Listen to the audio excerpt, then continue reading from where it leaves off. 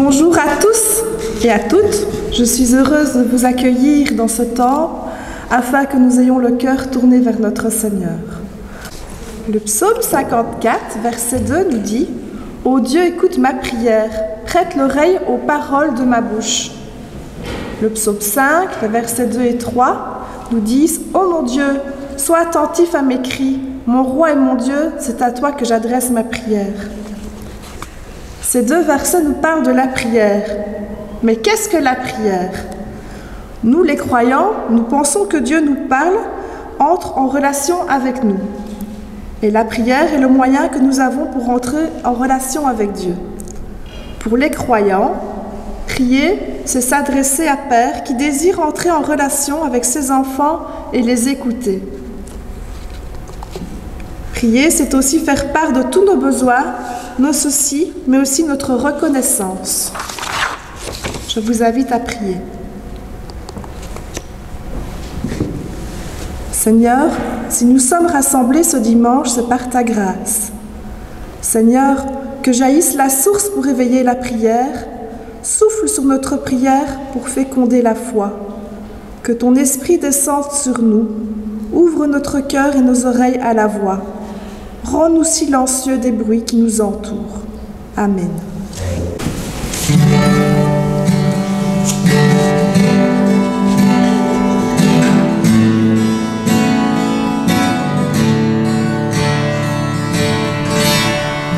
Nous voici, Seigneur, pour louer ton nom et pour te donner le meilleur de nos dons. Notre amour pour toi, nos vies tout entières.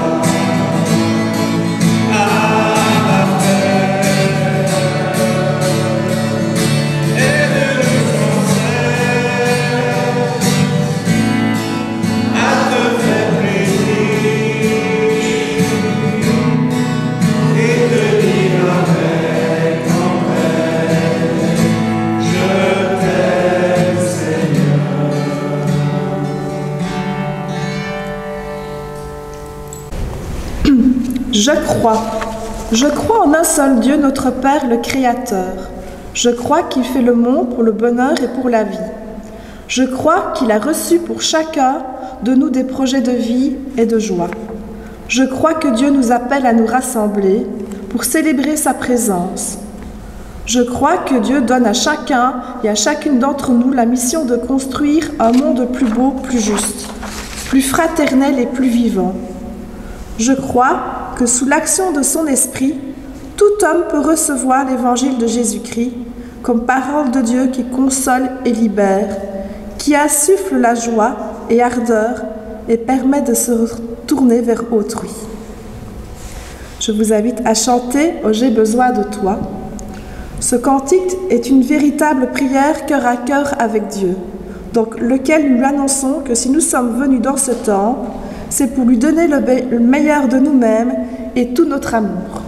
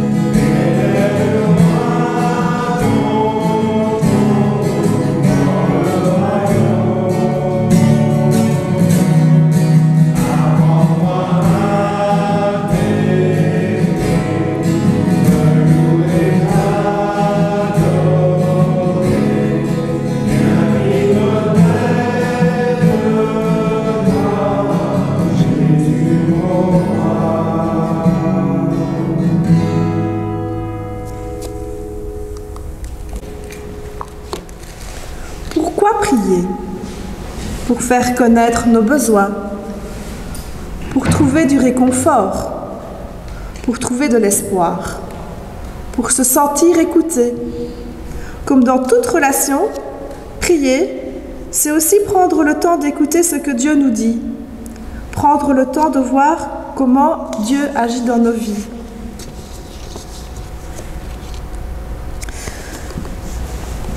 La louange, c'est aussi un moment de prière. La prière de louange, c'est une prière qui tient compte de toutes sortes de bénédictions. C'est en fait une prière de reconnaissance. La louange est comme une mélodie que nous adressons à Dieu. Elle est l'adoration de notre cœur lorsqu'il contemple toutes les bontés de Dieu pour nous. Voici quelques raisons où Dieu mérite notre louange. Parce qu'il nous aime, parce qu'il nous connaît par cœur, parce qu'il nous donne ce dont notre cœur a besoin, parce qu'il a désiré notre venue sur la terre. Il pourvoit à tous nos besoins et parce qu'il prend soin de nous.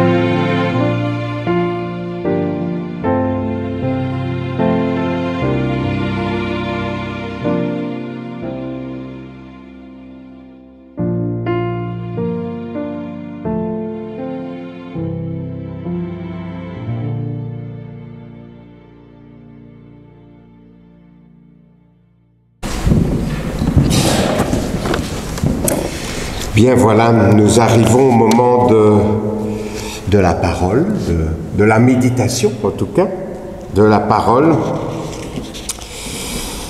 J'ai un premier texte dans l'Ancien Testament qui est un texte du jour, texte dans Ésaïe au chapitre 49, les versets 3 et puis 5 à 6.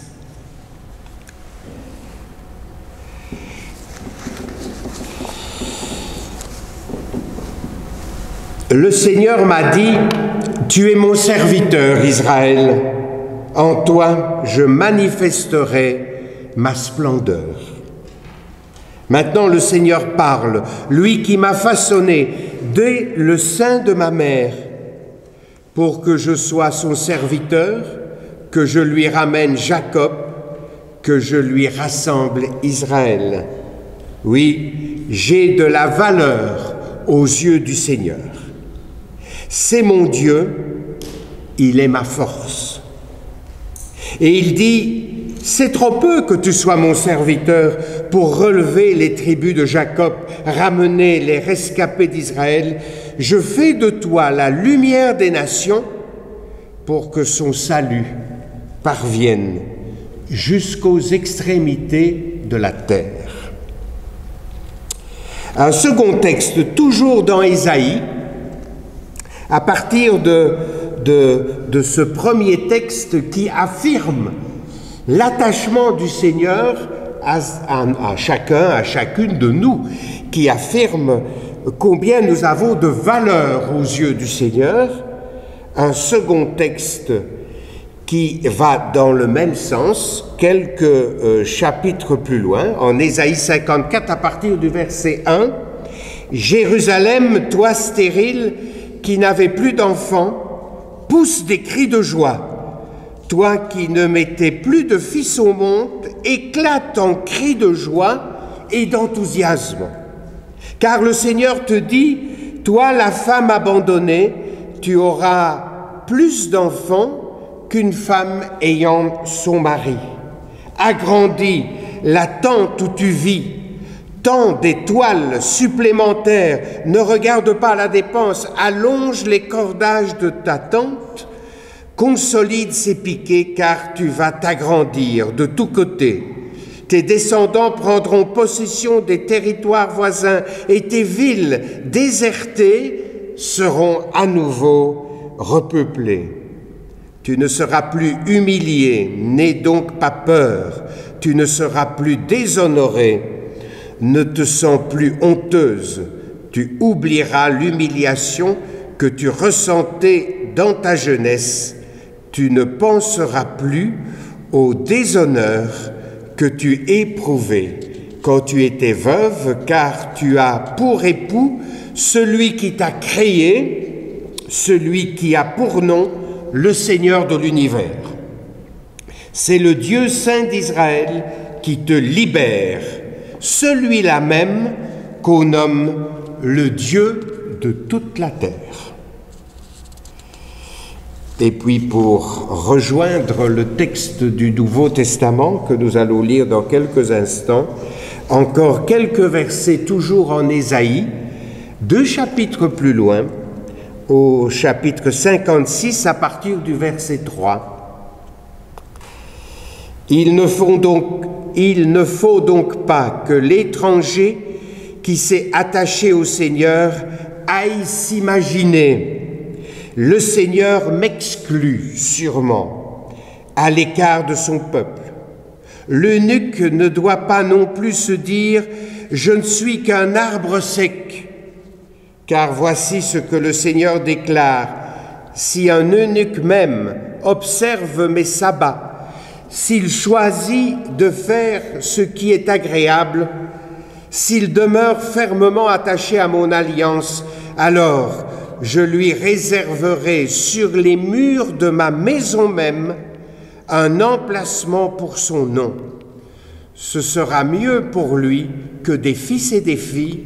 Je rendrai son nom éternel et rien ne l'effacera. » Alors, allons maintenant dans le livre des Actes au chapitre 8 et nous lisons les versets 26 à 40.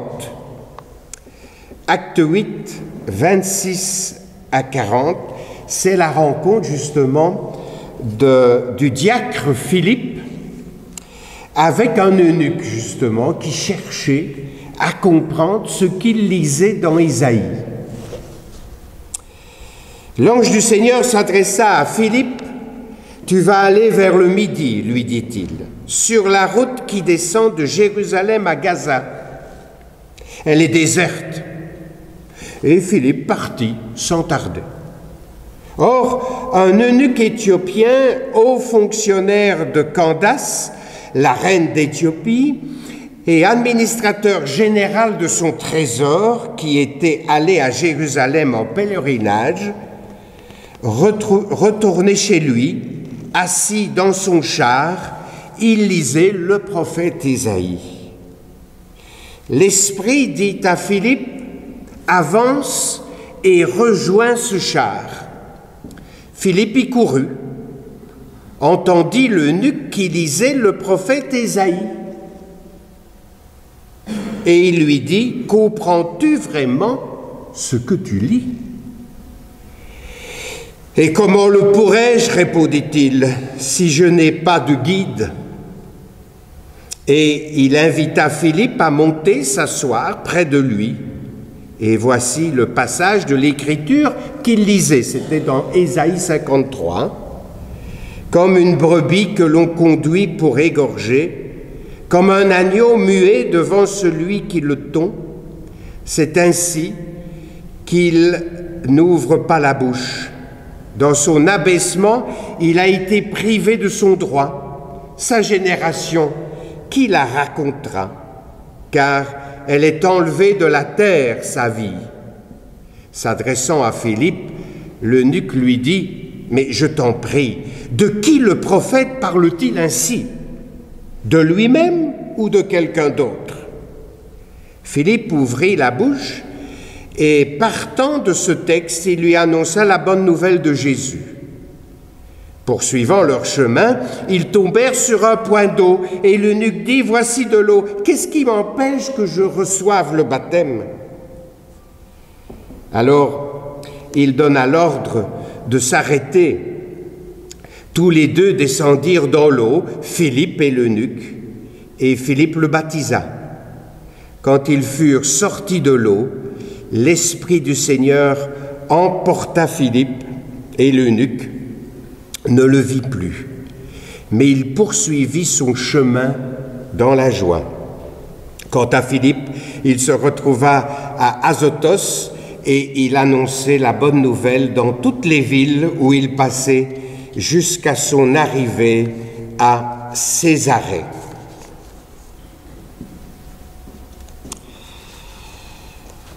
Le thème que j'aimerais développer avec vous dans la méditation à partir de ces textes, c'est celui d'un avenir pour ceux qui n'en ont pas, ou pour ceux qui n'en ont plus, ou pour ceux qui pensent qu'ils n'en ont pas.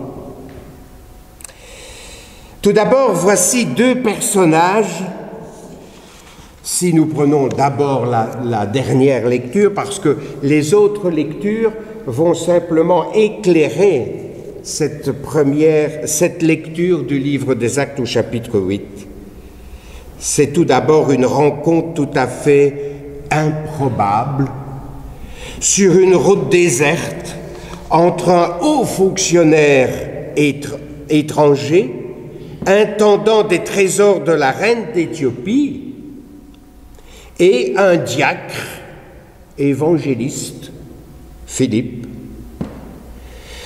et une sorte d'étude biblique improvisée dans un endroit où personne ne passe. Donc dans un lieu un peu insolite.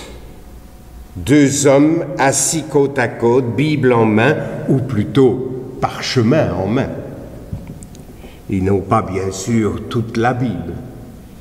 Et peut-être que Philippe n'avait pas l'argent suffisant pour lui avoir ces textes, mais l'Éthiopien, qui était riche, pouvait s'offrir quelques écrits prophétiques et quelques écrits d'Ésaïe, et puis c'est ça qu'il lit, assis sur son char.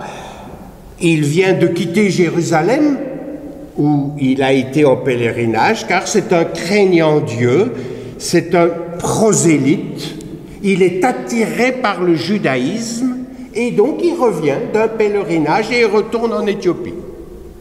Et puis là, toujours encore empreint de ce qu'il a vu, de ce qu'il a entendu, des choses qu'il a pu participer, eh bien, il donne une suite à son pèlerinage en lisant Ésaïe.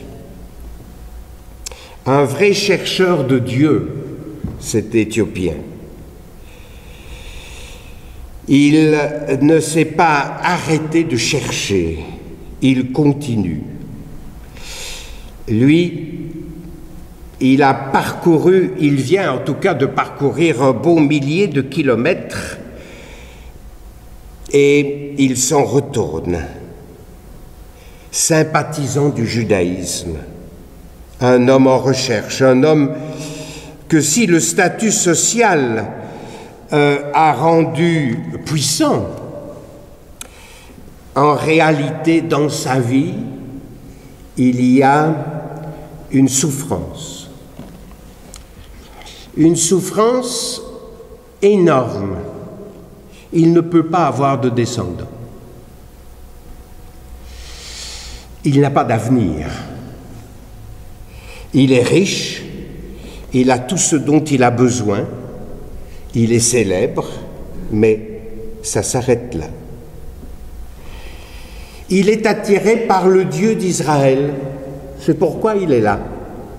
Mais en même temps, il ne peut pas aller au fond de son engagement dans le judaïsme, parce que d'une part, il est éthiopien, donc étranger, et d'autre part, il est eunuque, c'est-à-dire castré, donc pas recevable dans le temple. Tout au plus, il peut fouler le parvis des gentils, il n'est donc pas accueilli, les bras ouverts, et pourtant ça ne le décourage pas. Il continue à chercher, il continue à lire, parce que quelque part, peut-être en lui, il croit que si la religion des hommes ne peut pas l'aider, ou le rejette même, le Dieu d'Israël a certainement un avenir pour lui, mais il ne comprend pas ce qu'il lit. Et en plus, ce qu'il lit n'est pas très heureux, n'est pas très joyeux. C'est un peu son histoire, puisqu'il est question du serviteur souffrant, d'Ésaïe 53, et dans ce fameux récit du serviteur souffrant, il est question de quelqu'un qui n'a pas d'avenir, qui n'a pas de descendants. Et quand Philippe le rejoint, Philippe, on peut un peu le présenter, c'est depuis Acte 6, il est un évangéliste, diacre, institué diacre. Il a 4 filles qui prophétisent, et le rôle de Philippe est là avec énormément de tact. Je crois que c'est la première chose que nous devons souligner quand nous lisons ce texte. Philippe n'est pas là parce qu'il a décidé d'y être. Humainement, un diacre évangéliste va là où il y a des gens. Là, il est emmené par l'Esprit, nous est-il dit, dans un endroit tout à fait désert, où il n'y a pas grande chance de rencontrer quelqu'un, mais poussé par l'Esprit. Alors, qu'est-ce que c'est d'être poussé par l'Esprit? C'est peut-être avoir une intuition, c'est peut-être se dire, tiens, j'ai envie d'aller par là, de prendre ce chemin. Vous savez, c'était pas plus clair pour lui que pour nous aujourd'hui, quand nous sommes aux prises avec nos pensées, quand nous sommes aux prises avec notre question, mais qu'est-ce que je fais pour Dieu? Qu'est-ce que Dieu attend de moi aujourd'hui? Il a été emmené là, il a été conduit. Comme nous, parfois on est conduit, on ne sait pas trop comment, hein? C'est pas trop comment. C'est un mystère, c'est rempli de mystères, tout cela. Mais heureusement, il arrive et il entend que l'eunuque lit Ésaïe. Et il a un tact extraordinaire parce qu'il commence par une question, pas en affirmant quelque chose. Il ne dit pas « je suis l'envoyé de Dieu ». Il dit « est-ce que tu comprends ce que tu lis ?» Et l'Éthiopien de s'ouvrir et de dire « mais comment veux-tu que je comprenne si personne ne me guide, s'il n'y a pas quelqu'un qui vient m'expliquer cela ?»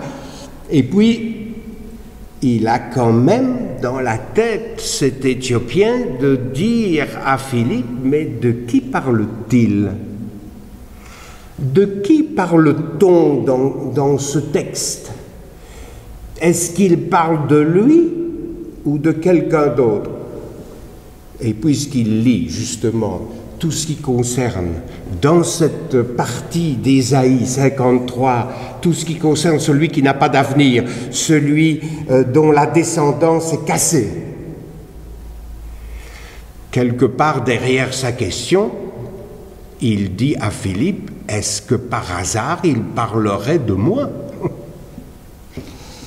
Est-ce que c'est mon histoire? Est-ce que c'est ma question à moi qui est là, reprise?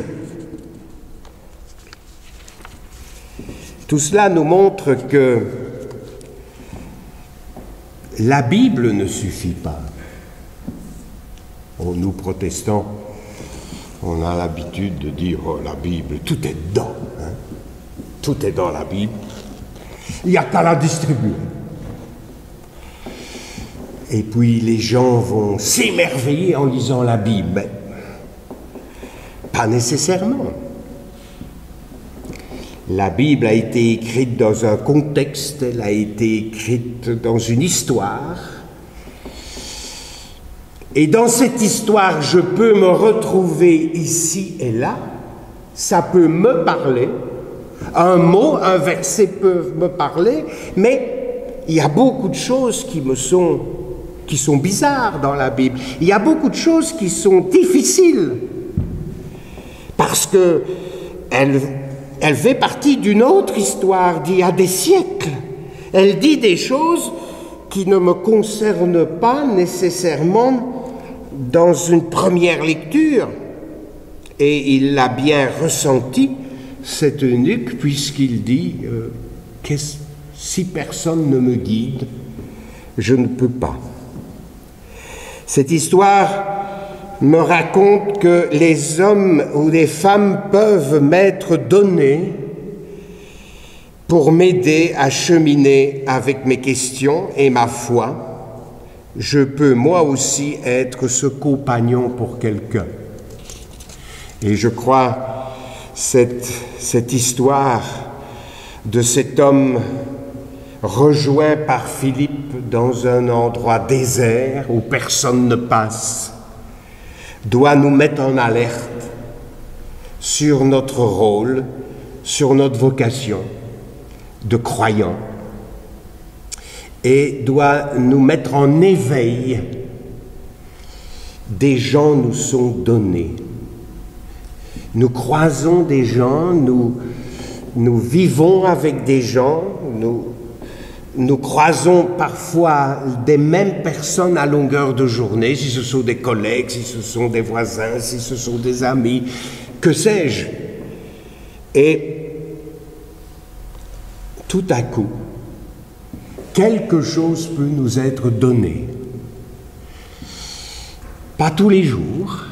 Philippe ne se retrouvait pas sur le même chemin tous les jours, mais un jour, lui est donné quelque chose d'extraordinaire, et il le fait avec pas une supériorité de langage, il ne le fait pas à partir de lui, il ne le fait pas à partir de sa foi, il ne dit pas sa foi, il ne pèse pas sur l'autre, il le rejoint, il lui pose une question.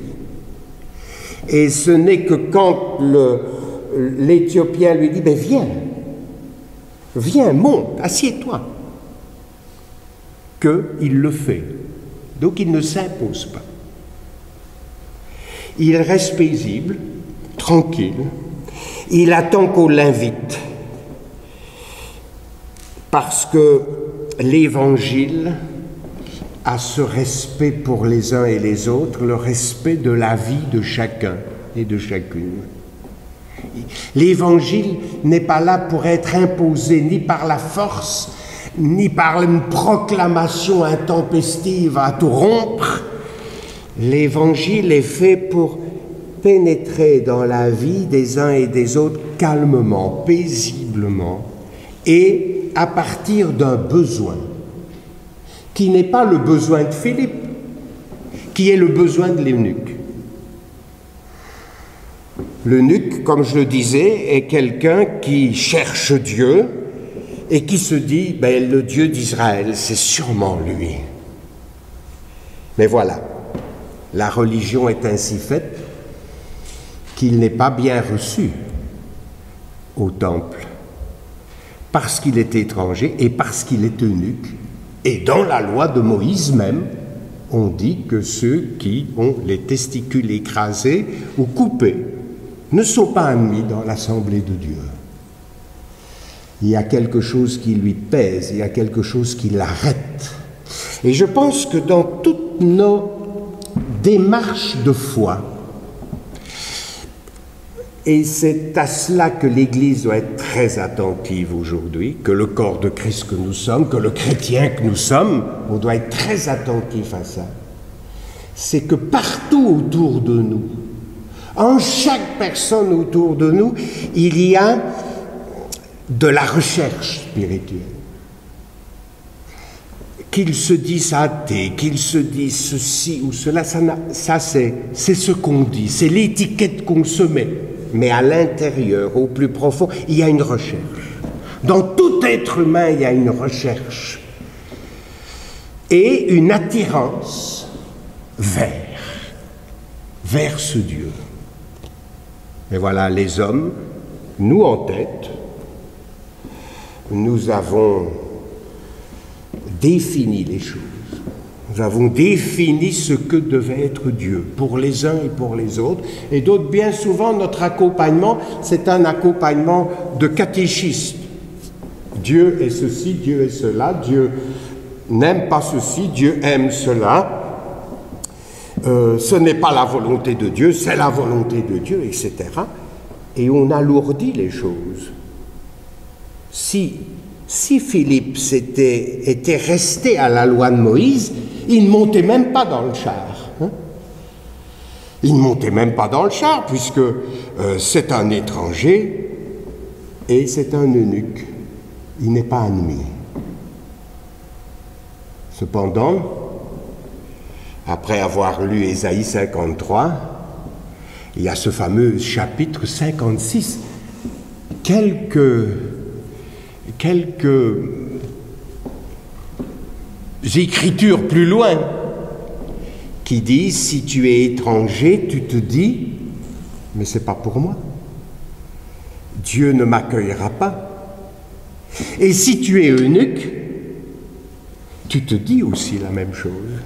Et pourtant, Dieu a écrit ton nom sur les murs de sa maison. Et donc, celui qui n'avait pas d'avenir, celui qui se rejetait parce que tout lui disait qu'il était rejeté par Dieu, était tout le contraire. Il était admis et même son nom était inscrit sur les murs de la maison de Dieu.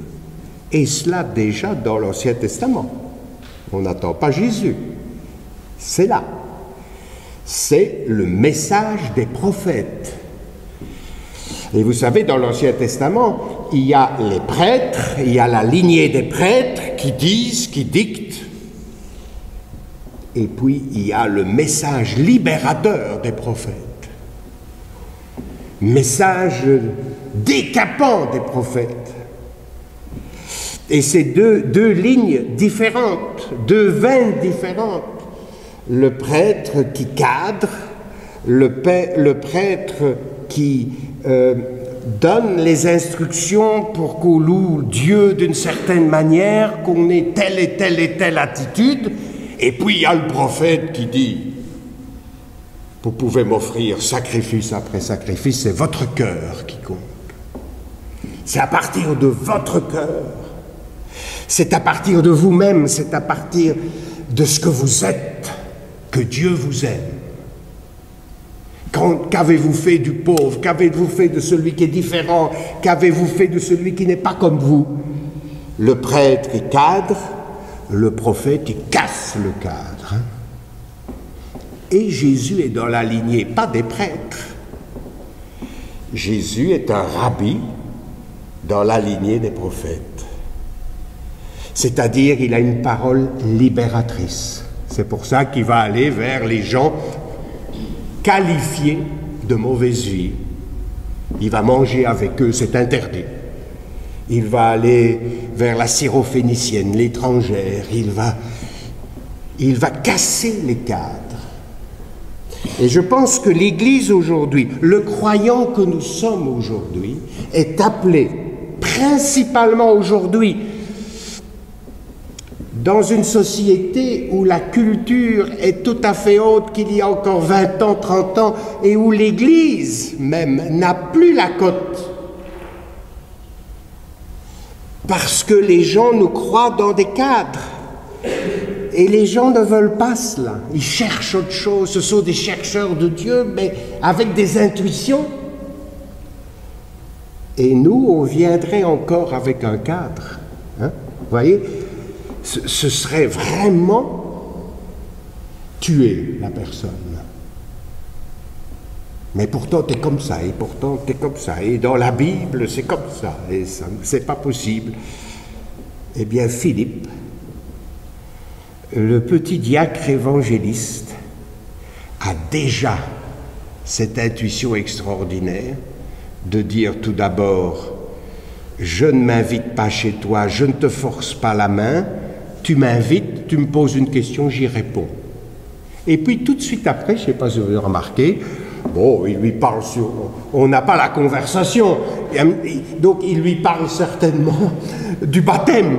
Ça vient comme ça, en disant, mais écoute, tu sais que tu peux déjà faire partie quelque part du peuple de Dieu, à travers un rite de passage. Et puis, il le baptise, et il disparaît. Ça, c'est quelque chose d'extraordinaire. Il disparaît. Souvenez-vous, et c'est le même auteur, Luc, dans les compagnons d'Emmaüs, vous savez, le jour de la résurrection, 2 compagnons retournent de Jérusalem tout tristes vers leur village d'Emmaüs, et là, à la fin de l'évangile de Luc, il y a Jésus qui les rejoint et qui fait route avec eux, et il a le même tact. Hein?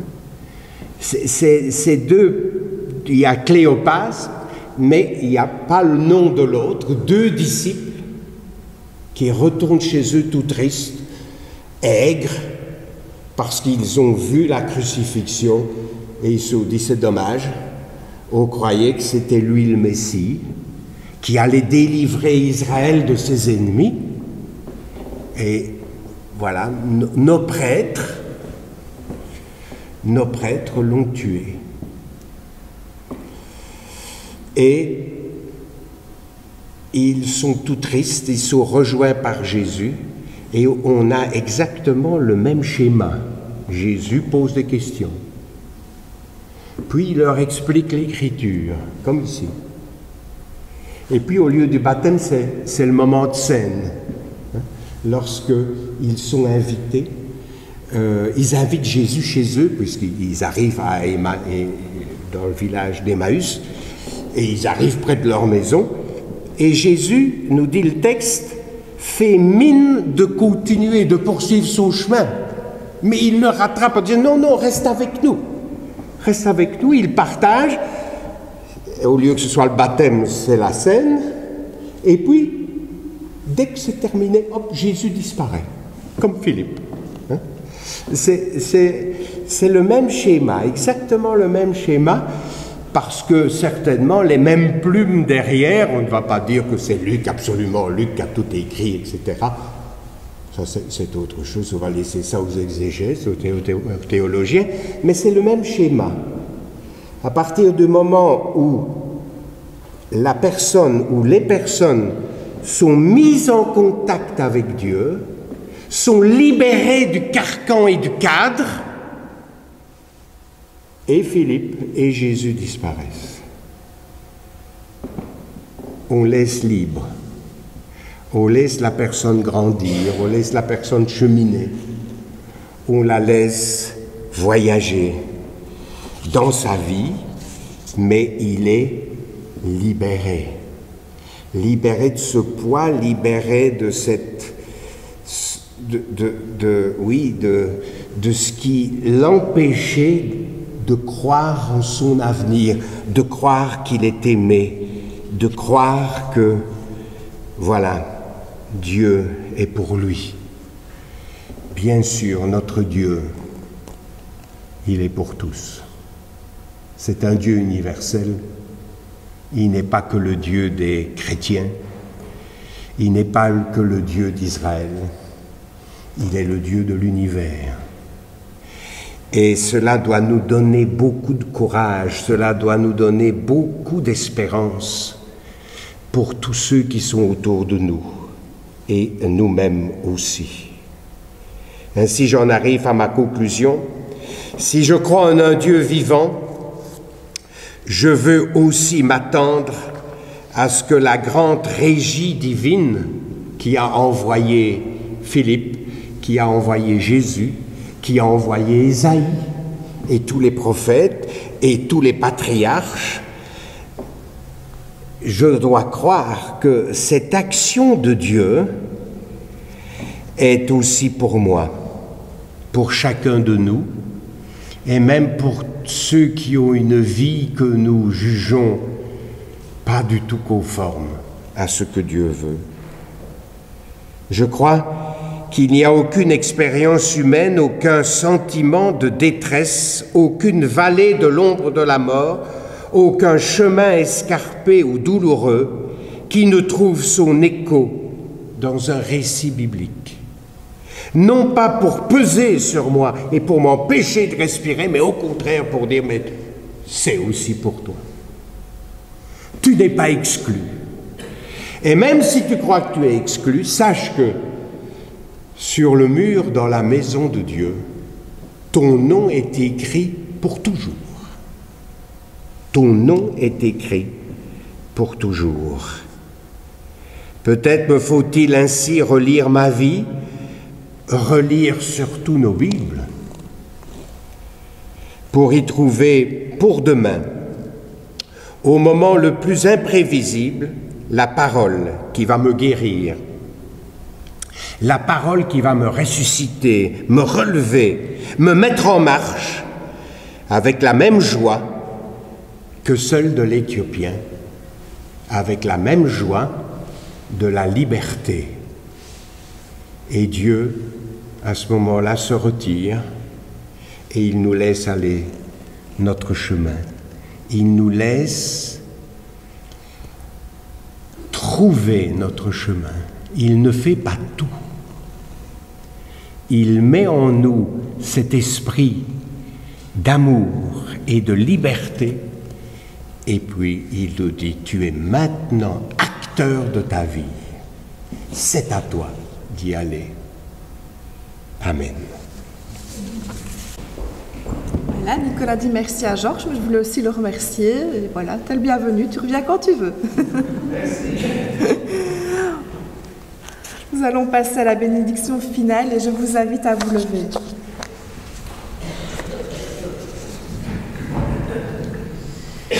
Lire et accomplir. Jean Chrysostome a dit, quand tu t'assieds pour lire les paroles de Dieu, demande-lui d'abord d'ouvrir les yeux de ton cœur, afin de ne pas seulement lire les Écritures, mais aussi de les accomplir. Nous nous sommes assis, nous avons prié pour que Dieu éclaire notre compréhension, nous avons médité les Écritures.